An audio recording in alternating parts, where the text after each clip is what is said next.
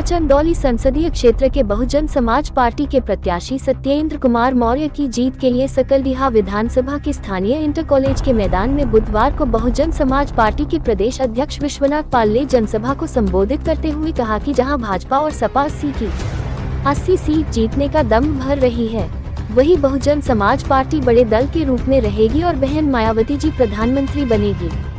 उन्होंने कहा कि चंदौली संसदीय क्षेत्र से पिछड़ा वर्ग का कोई भी उम्मीदवार नहीं है, इसलिए मुस्लिम पिछड़ा वर्ग का जबरदस्त जन समर्थन है, इसलिए हमारा प्रत्याशी चंदौली संसदीय क्षेत्र से जीत रहा है। भाजपा एवं सपा में दूसरे नंबर पर जाने की होड़ मची है। बहन जी ने जो शासन सत्ता चला दिया है उसकी आज भी गूंज है। भाजपा सपा उस तरह की शासन सत्ता अभी तक नहीं चला पाई। हमारा संगठन भी किसी से काम नहीं है। बहन जी ने लड़कियों को पढ़ने के लिए साइकिल आदि की व्यवस्था की थी, वह व्यवस्था अब नहीं रह गई है। उन्होंने मंच से संबोधन करते हुए कहा कि पहले राजा का लड़का ही राजा होता था, लेकिन बाबा साहब ने वोट का अधिकार दे दिया है, जिससे हम आप कोई भी जनप्रतिनिधि बनकर आपकी समस्याओं को समाधान कर सकते हैं। बाबा साहब के दिए गए संविधान के बल पर हम लोगों को अधिकार मिला है। प्रदेश अध्यक्ष से जब बसपा सुप्रीमो की चंदौली में जनसभा नहीं होने की बात पूछी गई तो उन्होंने कहा कि बहन जी ने वाराणसी मंडल में जनसभा कर चुकी है, उसमें चंदौली के लोग भी शामिल थे। मंडल स्तर सभाएं हुई है। चंदौली की जनता ने मूड बना लिया है, इस बार ओबीसी प्रत्याशी को जिताना है। भाजपा ने जहां सवर्ण ब्राह्मण प्रत्याशी को उम्मीदवार बनाया है, वहीं समाजवादी पार्टी ने भी सवर्ण राजपूत बिरादरी को उम्मीदवार बनाया।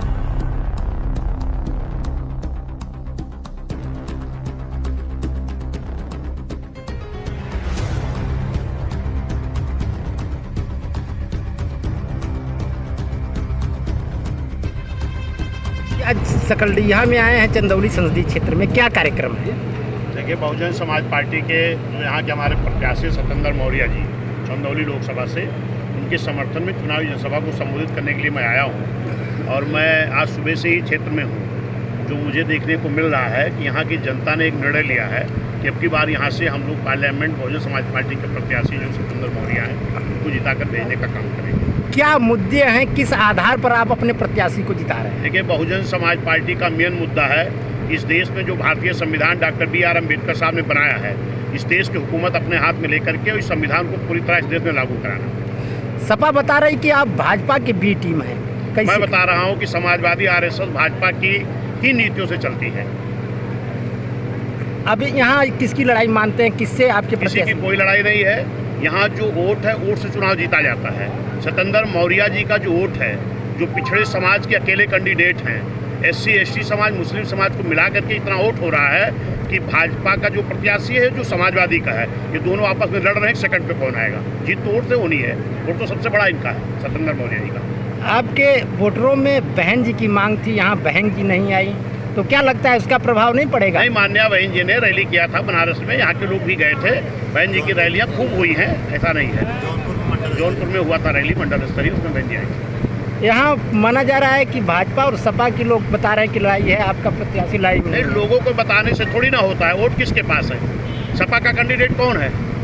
क्षत्रिय समाज का है, क्षत्रिय समाज का है ना। भाजपा कैंडिडेट कौन है? ब्राह्मण समाज का है। बहुजन समाज कैंडिडेट कौन है? पिछड़ा समाज का है। यहाँ पूरा का पूरा पिछड़ा, पूरा का पूरा मुस्लिम और पूरा का पूरा SC ST और न्याय पसंद ब्राह्मण क्षत्रिय वैश्य समाज के लोग लामबंद हुए हैं, और उससे निश्चित है कि हमारे सत्येंद्र मौर्य जीत के जाएंगे। एक बात और आती है कि मेन मुद्दों पर, मेन लड़ाई पर जो लोगों की, आम जनता की समस्याएं होती हैं, उस फ्रंट पर आपका संगठन अभी की पिछले कई वर्षों से खड़ा नहीं हो पाता है, जिससे आपके वोटरों में उदासी। बहुजन समाज पार्टी हर मुद्दे पर खड़ी होती है। भाजपा कहती है बेटी पढ़ाओ बेटी बचाओ, और माननीय बहन जी सत्ता में थी, बेटियों को पढ़ाने के लिए पैसा और साइकिल दे रही थी। आज ये बंद हो गया है। कहाँ मुद्दे पर भाजपा खड़ी है? बहन जी नौजवानों को रोजगार दे रही थी, चाहे वो बैकलॉग की भर्ती हो, चाहे पुलिस की भर्ती हो, चाहे सफाई कर्मी की भर्ती हो, चाहे आपकी मास्टर की भर्ती हो, चाहे गार्ड की भर्ती हो। भारतीय जनता पार्टी की सरकार में नौकरियों की जगह तो निकलती है, जब नौजवान जाता परीक्षा देने पर्चा लीक हो जाता है। यहाँ की देश के, इस पूरे प्रदेश के नौजवानों ने मन बनाया है कि अपनी सरकार का पर्चा लीक करके इनको वोट ठीक कर दी जाएगी। कितनी सीटें जीत रहे हैं इस चुनाव में? देखिए, इंडिया गठबंधन बोलता कि मैं यूपी में 80 80 जीत रहा हूँ, इंडिया भी बोलता 80 जीत रहा हूँ, तो ये तो सीट बढ़ानी पड़ेगी। इस तरह का मैं कुछ ऐसा कुछ नहीं बोलना चाहता हूँ। मैं जानता हूँ कि बहुजन समाज पार्टी जनता के गठबंधन के बल पर उत्तर प्रदेश में बड़े दल के रूप में आएगी। जीतने के बाद किसका सपोर्ट करेंगे? जीतने के बाद किसी का सपोर्ट नहीं करेंगे। जीतने के बाद माननीय बहन जी प्रधानमंत्री बनेंगे, जिसकी गरज होगी वो बहन जी का सपोर्ट करेगा।